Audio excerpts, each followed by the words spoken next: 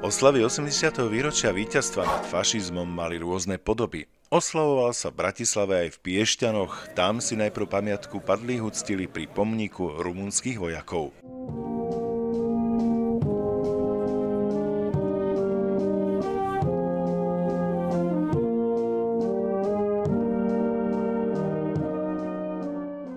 Na celoslovenských oslavách v Piešťanoch pod gesciou rezortu obrany videli návštevníci na tamojšom letisku naše nové stíhačky a vrtuľníky či zoskoky výsadkárov. Návštevníkom sa prihovoril prezident i predseda vlády. Vážme si, že oslavujeme tento deň ako súčasť víťazov a že mimoriadne v ňom zdôrazňujeme protifašistický odkaz. My sme slúbili verejnosti, že vždy pri takýchto udalostiach budeme robiť dôstojné oslavy. A môžeme začať Cyrilovou metodou minulý rok a môžeme si spomenúť na Dubru, na Slovenské národné povstanie. Dnešný deň je potvrdením toho, že si tento záväzok ctíme a v tomto duchu chceme pokračovať aj ďalej. Vojna je najväčšie zlo, aké vôbec môže ľudstvo prežiť, a preto je potrebné jej zabrániť, aby zbytočne nevyhasli životy nielen vojakov, ktorí sú ako keby určení na vojnu, ale aj civilistov, aj tých najbezbrannejších. Súčasťou programu boli dynamické ukážky činnosti ozbrojených síl, ktoré doplnila slávnostná vojenská prísaha kadetov. Nechybali ani vystúpenia klubov, vojenskej histórie a letecká akrobácia. Zvolili sme tento priestor tak, aby sme nešli len po tradičných miestach, aby sa to vedelo vyskytnúť na rôznych miestach Slovenska. Verím, že budeme tak aj do budúcna vlastne tie miesta možno meniť, aby sme to priblížili vždy aj čo najširšej verejnosti. Boli sme na pamätníku padlých rumunských vojakov, aby sa na to tiež nezabúdalo, že boli súčasťou spolu s Červenou armádou oslobodenia územia Slovenskej republiky. A ak sú ľudia spokojní s programom, ak sú spokojní s tým, ako to tu vyzerá, tak ja som samozrejme spokojný takisto. Padlých hrdinov víťaznej Červenej armády si pripomenuli aj na bratislavskom Slavíne. Prišli tam zástupcovia Ruskej federácie, Azerbajdžanu, Bieloruska, Kazachstanu, ale aj Číny. Nechýbal ani sprievod nesmrteľného pluku. Oslave 80. výročia víťazstva bola zasvetená aj recepcia na bratislavskom Dvoriku, kde sa pripomínala historická pamäť, ale aj sa nadväzovali nové priateľstvá. Vojna zasiahla prakticky každú rodinu. Ako nezahojená rana vstúpila do každého domu. Ale späť do Piešťan, do Vedna, tam prišlo asi 35 000 Slovákov, ktorí takto deklarovali svoj postoj k fašizmu a k obetiam vojny. Žijú ľudia v dnešnej spoločnosti, ktorí sa snažia prekrúcať tú minulosť. Jednak z pohľadu toho, čo sa udialo, aj z pohľadu toho, kto nás oslobodil. A všetci dobre vieme, že nás oslobodila Červená armáda.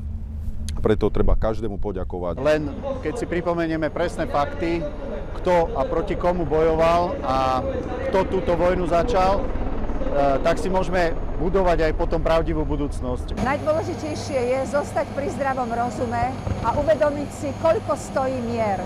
Že sloboda nie je zadarmo a nie je samozrejmá. A urobiť všetko preto, aby múzy ožili a zbrane stíchli. Pripomeňme, že svoj život pri oslobodzovaní Slovenska od fašizmu položilo 60 000 vojakov Červenej armády, ale aj 10 000 príslušníkov rumunskej armády. 6845 sovietských vojakov padlých pri oslobodzovaní Bratislavy a jej okolia v apríli 1945 je pochovaných na bratislavskom Slavíne. Z Bratislavy Miriam Šuška.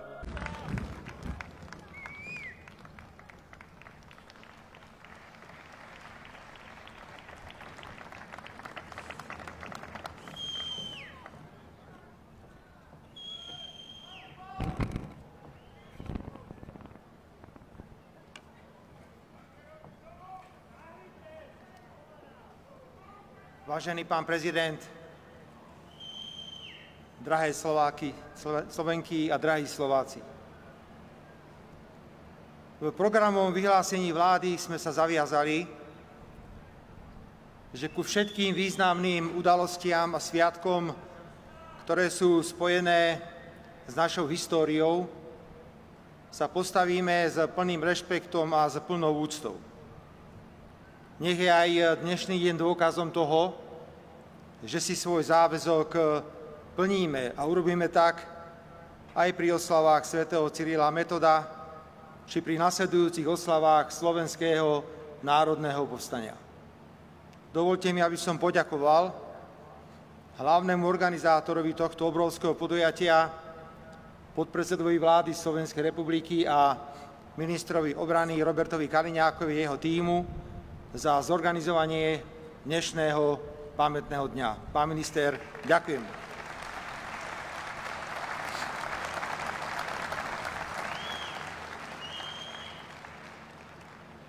Dnes sme si vypočuli o významnej udalosti, ktorá verí, zarecitovali aj mierový Otčenáš, ten známy od skvelého slovenského básnika Rúfusa. Tento básnik hovorí: